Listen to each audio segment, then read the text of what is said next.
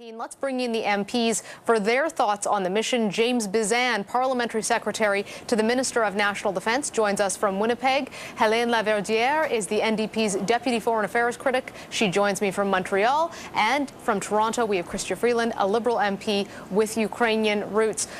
Before we begin, I just want to go around the circle a little bit, if we could here. Reaction, starting with you, Chrystia, to this announcement by the Prime Minister today. I'm glad that the Prime Minister has done it. The Liberal Party is supportive. Justin Trudeau, our leader, has spoken about this. And I do think it's important, in what is going to be a pretty contentious political season, for some issues to be above partisan politics. I think in Canada, support for Ukraine and for democracy is one of those issues. What about you, James? Obviously, government, you're supporting this. Of course, and as someone that is also of Ukrainian descent, it's something that I feel is important, not only to the diaspora here in Canada, but to all Canadians, because this is about making sure that Ukraine has the ability to stand up against Putin's aggression that we see in the Donbass and Crimea, and enabling them to defend themselves. And so this is, I think, a popular move, and one that Canadians from coast to coast to coast will support. And Hélène, what about the NDP's reaction to this? Also in support? I think generally we're in agreement that we should do everything we can to, or we should do a lot to support Ukraine. It's very important.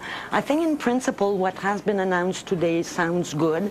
However, I would have liked to see the announcement made in the House of Commons and have an opportunity to discuss this and discuss at the same time other things we can do to support Ukraine. Hélène, I understand that the NDP is advocating to have a debate about this. Yes, absolutely. I think it would be very, it's a very important involvement, a large number of military personnel for a long period. I think that in those, and in a difficult region, let's say it. So I think in those circumstances, it would be very important indeed to have a debate in Parliament. And as I said, it would be the opportunity to discuss this mission. Make sure also that there's no mission creep or anything, that we don't get any surprises like we got in Iraq when the Minister of Defense, the Prime Minister said no ground combat, and we've seen in fact exchange of fires, even the military personnel dead. So I think it would have been very important, and it could still be possible to have a debate on this, to understand better the parameters of the operation, so that parliaments can know what is the detailed plan, and Canadians also. James, is that something the government will support, the possibility of a debate on this? Well, if the NDP wants to have a take-note debate, an emergency debate, or use one of their opposition days to have this discussion, they're more than welcome to it. I'll let the Speaker rule on whether or not it's in order to have an emergency debate or take-note debate on it. But ultimately, we signed some time ago the Declaration of Intent with Ukraine to do more in military cooperation and training.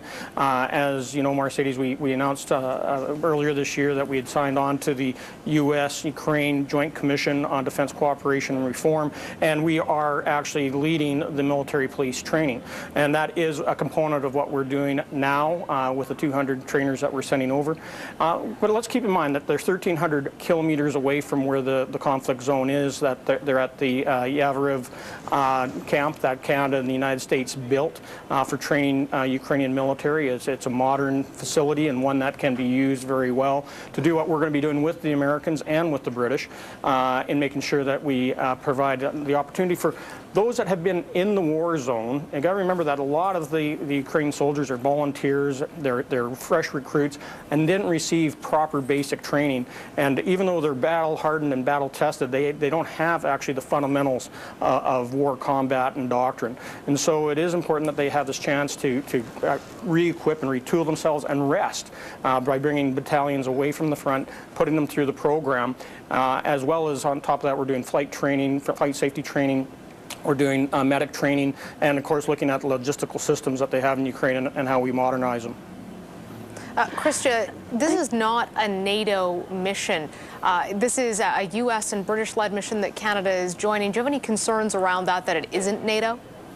I think it's important that it's not a unilateral mission. I'm very glad that the Americans and the British are there too, and it's important for Canadians to realize Canada is not acting alone. It's clearly something that is happening with the strong support of NATO. After all, Canadians are there working, will be there working at a NATO base. I also think it's really important, since we're talking about Ukraine, we strongly support this. This is the right thing to do. The real focus right now with Ukraine needs to be economic support for Ukraine. There has been some important progress in Ukraine this year on economic reform, on reform of their energy sector. And if Ukraine can do well, if democratic Ukraine can be an economic success, that is terrific for Ukraine, it's terrific for Eastern Europe, and ultimately it's a good news story for democratic prospects for Russia. So that really should be our central focus. Do you have any concerns about... Go ahead. Yeah, I would tend to agree with that. We also need to do a lot of support for democratic governance. We also need to have complete sanctions against Russia, and not selective sanctions like we have now. But I'd like to come back also on the issue of a debate in Parliament. I get a bit upset when I hear, the government coming with important proposal that involve our forces abroad, and so, well, you can use one of your opposition day or an emergency debate. I think it's an important mission, and it would be really worth discussing it in Parliament, and it's the government who should bring it to the table. James, there are some who are a little bit in doubt about this. They say, look, there's over 1 million Ukrainian Canadians. It's an election year. This isn't really about Ukraine. If they're trying to make a difference there, they'd be willing to send weapons. Instead, they're doing non-combat training. This is just politicking. What do you say to that? Well, look, on the sending weapons and lethal military aid, we've said that we'll work in collaboration with our allies on moving forward, especially with NATO and the Americans. But, that isn't on the table at this point in time. We are looking at all options, but that isn't something that we're discussing. We want to see the Minsk peace agreement work. It's not working very well. There was just yesterday 26 incidences of the Russian-backed separatists firing mortars and gunfire towards Ukrainian forces. But we have to make sure that we have the resolve and the ability to deter Putin's aggression that we're not seeing just only in Ukraine. What we're seeing is his illegal occupation of Crimea, his invasion of the Donbass of Ukraine, but we're also seeing increased frequencies of flights into NATO airspace, including Canada, including the United States. So we have to be very concerned about this from a military standpoint.